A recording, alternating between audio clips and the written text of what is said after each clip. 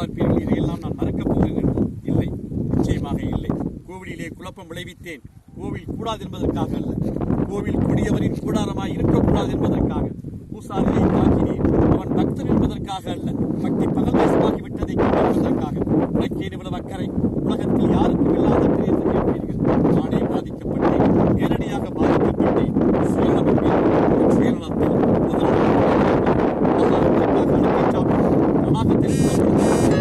அதை போல் என்னை குற்றவாளி குற்றவாளி என்கிறார்களே, இந்த குற்றவாளியின் வாழ்க்கை பாதையிலே கொஞ்ச தூரம் பின்னோக்கி நடந்து பார்த்தால் அவன் கடந்து வந்துள்ள காட்டார்கள் எவ்வளவு தூரம் என்று கணக்கு பார்க்க முடியும். காட்டொலிக்கும் குயிலில்லை என் பாதையில், படமெடுத்தாடும் பாம்புகள் நிறைந்திருக்கின்றன.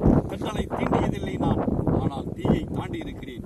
கேளுங்கள் என் கதையை நீதிபதி அவர்களே, தீர்ப்பு எழுதுவதற்கு தயவு செய்து கேளுங்கள். தமிழ்நாட்டிலே இத்திருவிடத்திலே பிறந்தவன் நான். பிறக்க ஒரு நாடு, பிழைக்க ஒரு நாடு.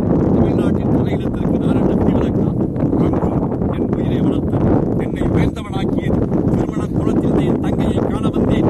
மோசடி வழக்கிலே ஈடுபட்டு இதோ உங்கள் முன்னிற்கிறாளே ஜாலக்காரி ஜாலி. இவள் வலையில் விழுந்தவர்களில் நானும் ஒருவன். பணப்பெட்டியை பறிகொடுத்தேன், பசியால் மெலிந்தேன், நலிந்தேன், கடைசியில் பைத்தியமாக மாறினேன். காண வந்த தங்கையை கண்டேன், கண்ணற்ற ஓவியமாக, ஆம் கைம்பெண்ணாக. தங்கையின் பேரோ கல்யாணி, மங்களகரமான பெயர். ஆனால் கழுத்திலே மாங்கல்யம் இல்லை. செழித்து வளர்ந்த குடும்பம் சீரழிந்து விட்டது. கையிலே பிள்ளை, கண்களிலே நீர். கல்யாணி அலைந்தால், கல்யாணிக்காக நான் அலைந்தேன். கல்யாணிக்கு கருணை காட்டினர் பலர், அவர்களிலே காளையர்கள் சிலர் அவருடைய காதலை கேட்டனர். கொலை வழக்கிலே ஈடுபட்டு இதோ உங்கள் முன் நிற்கிறானே கொடியவன் வேணு. இவன் பகட்டால் என் தங்கையை கற்பழிக்க முயன்றான். நான் தடுத்திராவிட்டால் கல்யாணி அப்போதே தற்கொலை செய்து கொண்டிருப்பான். கடவுள் பக்தர்களும் கல்யாணிக்கு கண்ணை காட்ட முன் வந்தார்கள்.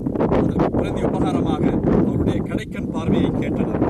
அதில் தலையானவன்